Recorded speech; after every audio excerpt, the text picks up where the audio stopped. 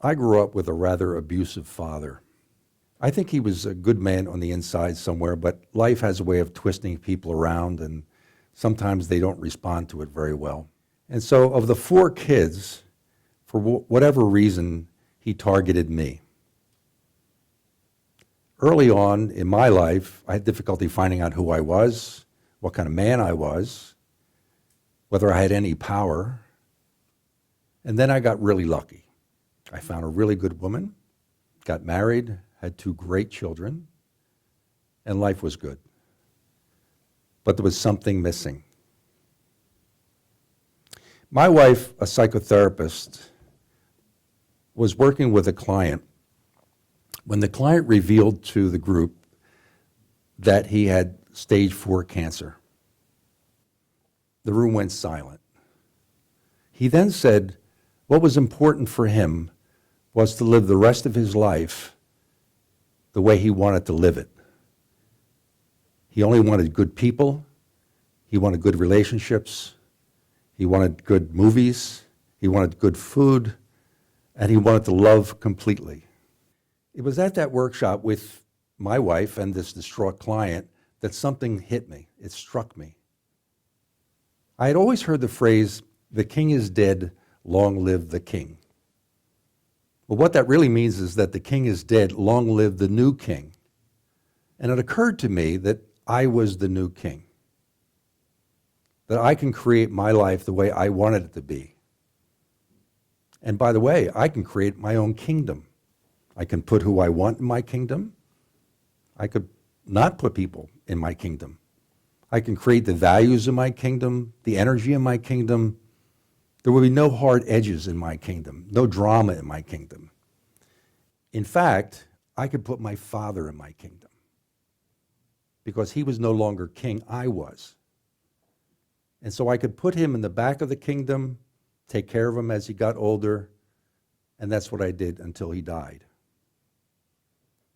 Creating this kingdom was really powerful for me because it gave me proof of my own capabilities as a man. I needed that.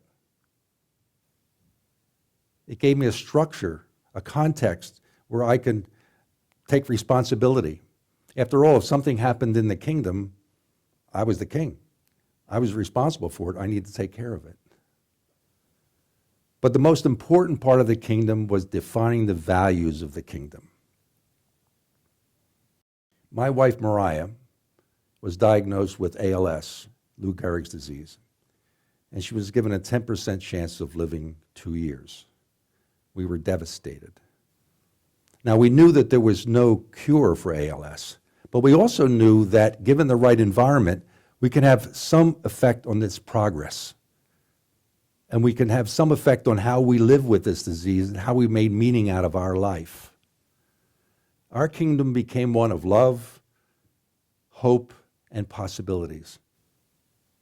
And it was also about good people, good relationships, good conversation, good food, and loving completely. This was our kingdom. This was sacred to us. Last year in 2018, we lost Mariah. And that was a very difficult time for our kingdom and myself. But it was also a confirmation of the values of our kingdom. Because ALS patients normally live between 2 and 4 years and out. It's a devastating disease. Mariah was a 37-year survivor of Lou Gehrig's disease. 37 years. She's an amazing person. And I know that it was our kingdom, with its love and unconditional hope, that helped make that happen. I know it. I told her once that she was the oldest living person with ALS in the United States. She wasn't happy with the oldest part. So I changed that to the longest living. But since I told her every day that she got prettier with age, she forgave me. Now, whether you realize it or not, your life is your kingdom. It's your responsibility. And so I'll leave you with this question.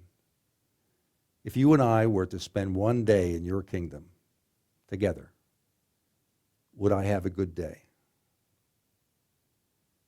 Thank you.